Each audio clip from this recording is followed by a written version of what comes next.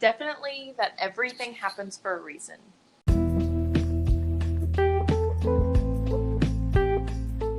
Welcome to the Network Marketing Made Simple podcast. I am your host, Scott Aaron, and each and every week I'm going to come to you with short, simple, and powerful tactics of how you can grow your network marketing business, brand, bank account, and impact on those around you. And just remember, network marketing is not easy, but it can be made easy with simple steps to create the success that you truly deserve. Welcome to episode 78 of the Network Marketing Made Simple podcast. And as always, if you are a new listener, then welcome. And if you are a returning listener, then welcome back. And if you are a network marketer listening to this episode, and whether you have been in network marketing for years or just getting started, and you are solely using the means of Facebook and Instagram to build your business, and you are not yet on LinkedIn, and you want to learn how to use it, then head over to my website, www.scottaaron.net. Fill out the link and the form to schedule a free 15-minute coaching call with me where I can learn more about you, your business, and how we can work together. So I have another amazing interview lined up for you guys, and this is a friend of mine, and this is going to be a much different kind of episode because entrepreneurship takes the look of something different for each person, and you're going to love this person's story, but also what she is now doing to help other entrepreneurs, people in network marketing, or just online business owners, how to better protect themselves with her new business. So I would love to welcome to today's episode, Andrea Sager. Andrea, welcome. Hey, thanks so much for having me.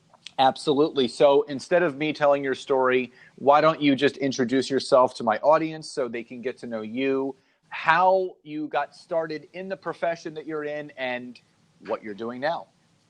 Yeah, absolutely. So my name is Andrea Sager, and I am an attorney. I used to work for a big law firm, and I absolutely hated my life. I was only there for about 7 months, and I was actually planning my exit from that firm when I got fired. And it was actually pretty much like the best day of my life because I got a severance package, and it just kind of like everything fell into place because I knew I wanted to leave the firm, and then just getting fired just made everything so much easier for me. And after that, I launched my own firm, Andrea Sager Law, and through that, I have been helping entrepreneurs for the past year or so protect their own brands through copyrights and trademarks and contracts. And now, since I have been working with businesses for well over a year, I have tailored a new program to meet the needs of small businesses because more than anybody, small businesses need the most help. And at the same time, they probably have the least amount of funds. So with that, I created the Legalpreneur membership, which is basically all access to an attorney for less than $100 a month. So there's two things that I found in entrepreneurship that people do not like talking about. One are taxes, and two is law. So, because no one wants to focus on that stuff. But the fact is that both of those two things are important. So what was it about that firm that you were with that really had you starting to look at an exit strategy and start doing something on your own, which you're doing now? What was that aha moment for you? So I had a very distinctive aha moment, and that was when I was trying to bring in a new client to the firm. She needed a trademark done. She had a clothing boutique. She was a multi-six-figure business, a great business, didn't have any issues paying the firm's outrageous rates.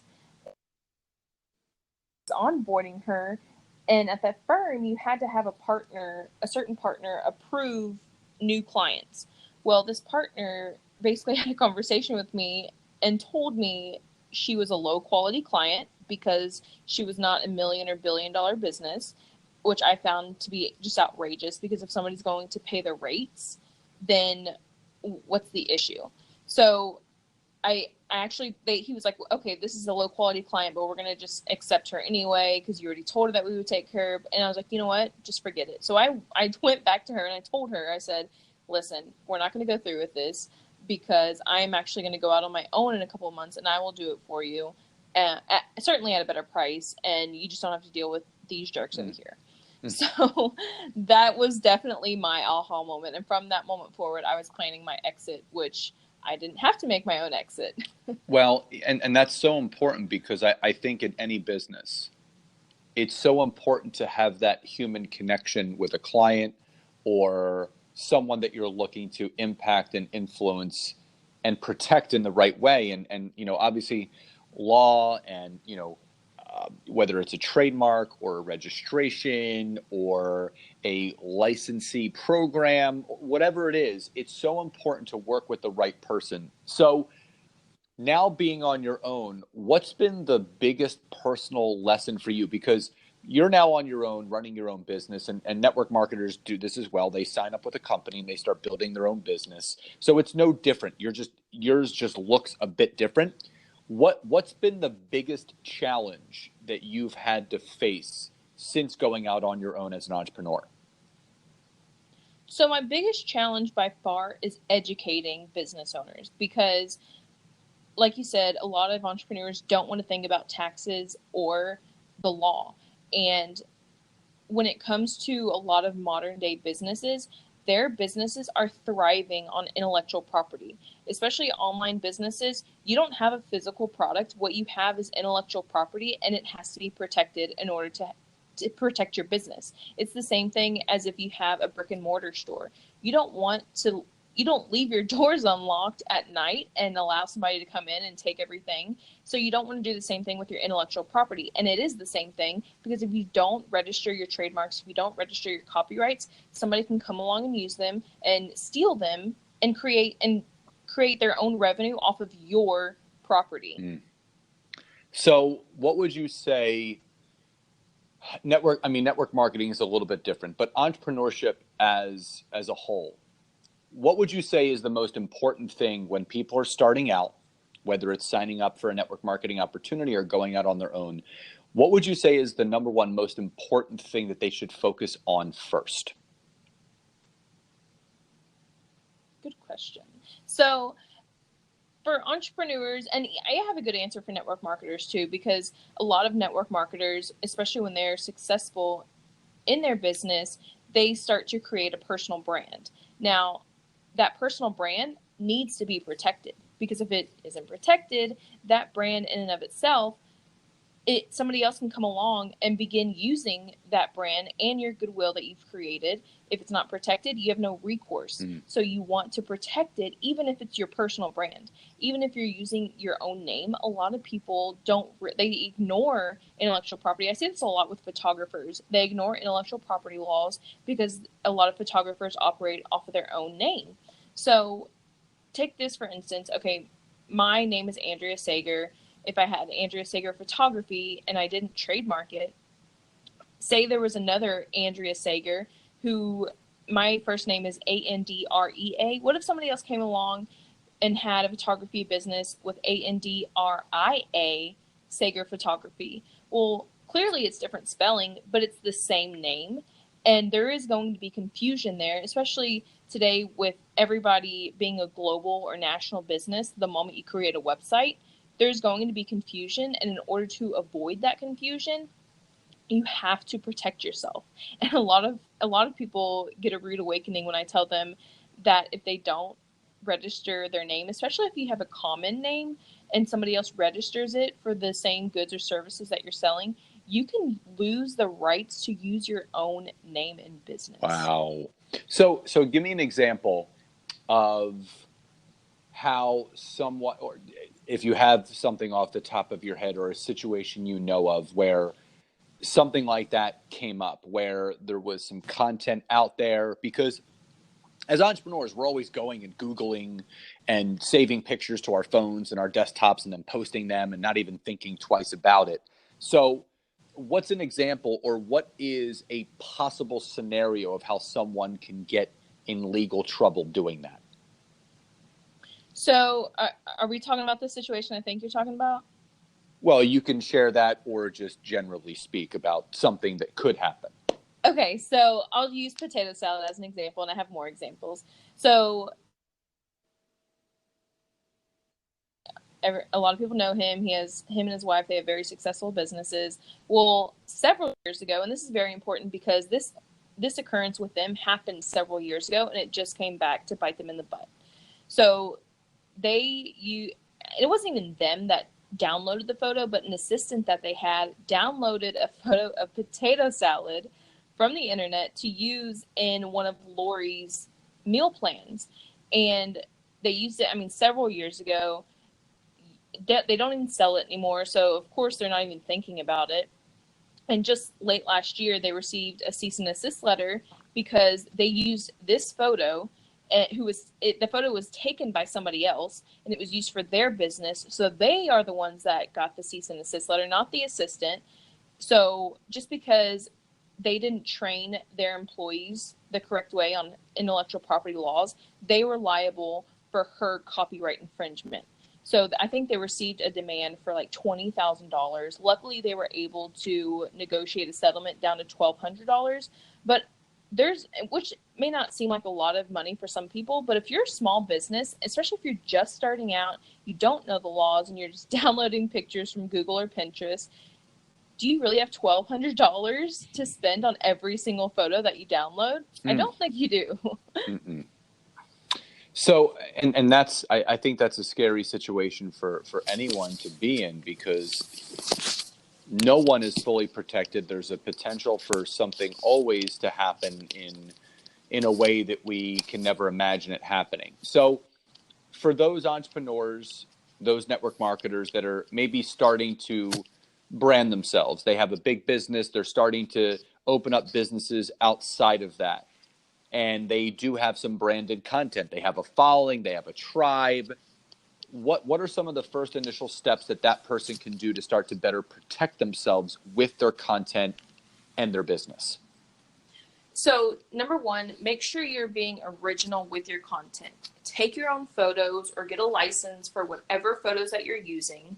If you are creating blog posts, be original with your blog posts. And when I say original with your blog posts, when it comes down to it, ideas are not original, so they are not copyrighted. So you can use ideas, but obviously don't copy and paste a blog post and just change a couple words here or there. Honestly, write it in your own words, because that blog posts are also copyrighted, and you can get in trouble for copyright infringement there. And then as far as trademarking, I literally am just going through this situation right now with a new client. She has had a clothing store boutique since 2010. Well, she's just now wanting to trademark. And when I ran her search, there is already a registered trademark for the same exact name in a different class, but it's still selling clothing. So we want to register her for the store services that she's providing, not exactly like a clothing line. And the registration is for an actual clothing line. Now, it's the same thing, but she has priority. So she started in 2010. This clothing line started in 2012. But because they filed for registration and it's past the time where she can petition to cancel the registration, she's stuck, and she may have to rebrand after being in business for almost 10 years. Wow. So, what are some things that entrepreneurs, network marketers, online business owners, what are some things that they don't know about how to legally protect themselves that they should know? Because a lot of, again, people don't like talking about taxes. They don't like talking about any legal things. But so what are some of the things that these people should know that they maybe don't?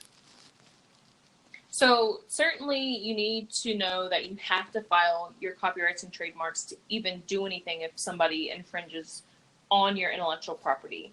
Now, you do have some rights if you don't file for registration, but let's be honest, there's really not a whole lot that can be done. So if you don't want to pursue it, then it's just not worth it. If you would have filed for registration, then you would have a lot more recourse available to you, and it'll be a lot cheaper in the long run to enforce your registrations. Well, so here's the big thing for a lot of entrepreneurs is they're not sure sometimes what should be legally protected and what shouldn't. And again, I shared this with you when we spoke because, I have virtual content, I have ebooks, I have my brand name, I have an academy, all those things, and everything needs to be protected. So people think that doing all that, it costs a lot of money. But as you shed some light on that earlier on an interview that we did, that there are ways to cost effectively protect yourself. So what are the most cost effective ways for a network marketer that has maybe a new brand building from it or online business owner? What's the most cost effective way for them to protect themselves? Good question. So the most cost effective way, and the thing that you can do immediately to provide yourself, even with just peace of mind, is to run a trademark search. And that is an official trademark search through an attorney. And it's important because you may be thinking, okay, well, I search Google. Maybe even somebody searches the TESS database, which is the trademark office database. Mm-hmm. They search TESS, they search Google, they search social media, the domain name is available. But that doesn't matter, because even if there's not another business out there with the same exact name, trademark infringement occurs when there is consumer confusion, or consumer confusion is likely. And that can occur even when there are similar names. So another example, I had a client late last year. She launched her business, I think July or August, and then in November, she received a cease and desist letter.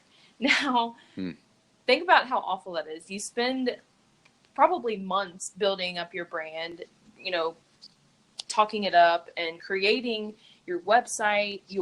For her, she had a clothing store, so her hang tag, spending money on that, spending money on all of your marketing, and then just a few months in business, you have to change your name.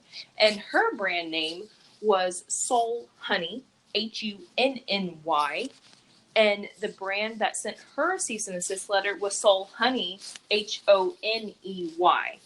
So you can see why Soul Honey, Honey didn't come up for any of her searches, because it wasn't the same spelling, but it's the same name. Wow. So let me ask you this. What do you think is one of the most costly mistakes that an entrepreneur can make when launching and building their own brand?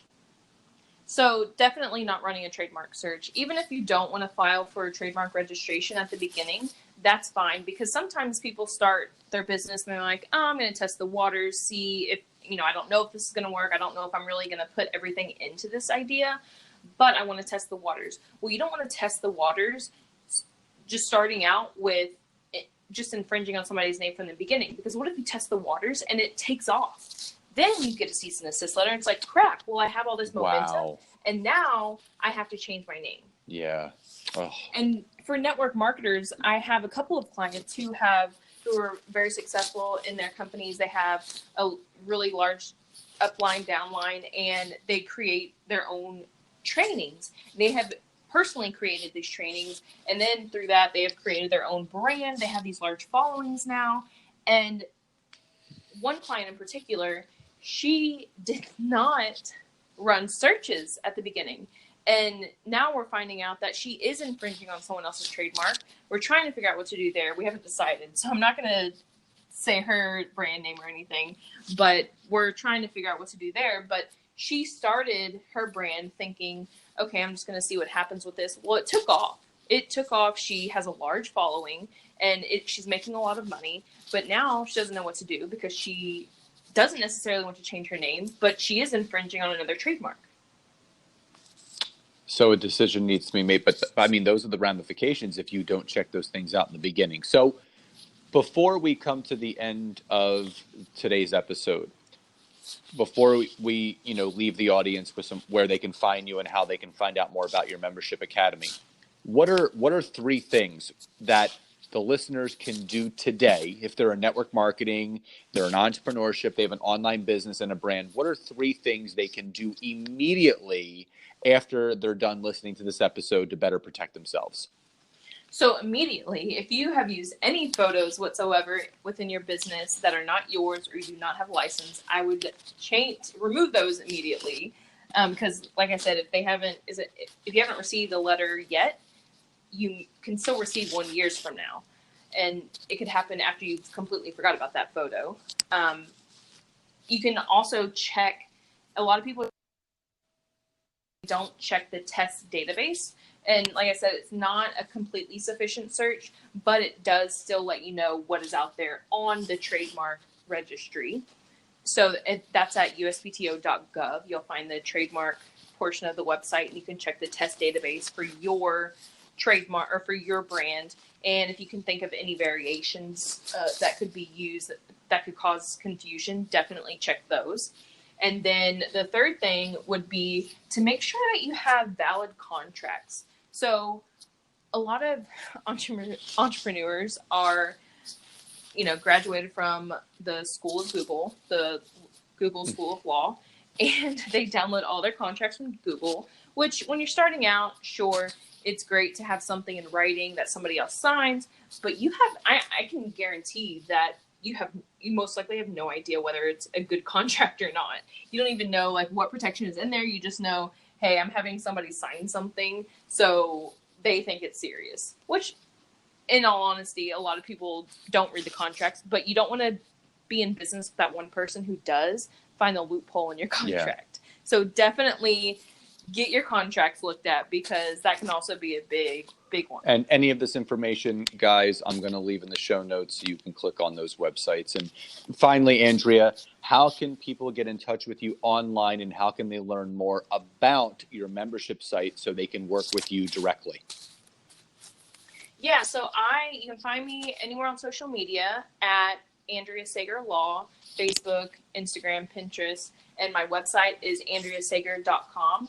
And I have my Legalpreneur membership, which has the phone calls, emails, and document review, and discounts on additional services, all for $95 a month. Amazing. And people can cancel at any time, or are they locked in? Nope, you can cancel at any time. I love it. So, Andrea, thank you so much again for being here today. I know this episode is going to help so many entrepreneurs about better legally protecting themselves, whether they want to learn this or not. They are forced to today. So, thank you so much for being here today. Thank you so much for having me. So, everyone, again, please go to the show notes, connect with Andrea, leave me your feedback, connect with her. She can absolutely help you. So again, thank you again, everyone, for checking out today's episode. Have a great rest of your day, and I'll talk to you next time. Bye-bye, everybody.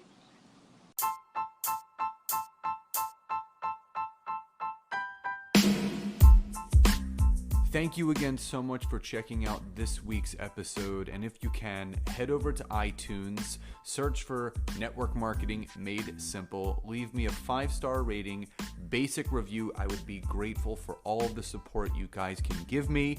And again, if you'd be interested in learning more how to utilize LinkedIn to grow your business, your brand, and your bank account, head over to my website, www.scottaaron.net. Fill out the form for your free 15-minute discovery call so I can learn more about you, your business, and how we can work together. And again, thank you guys so much. Grateful for you all, and I'll see you next time.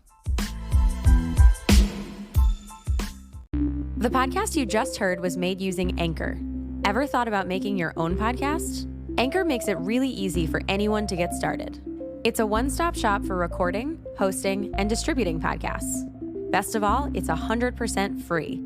Sign up now at anchor.fm/new. That's anchor.fm/new to get started.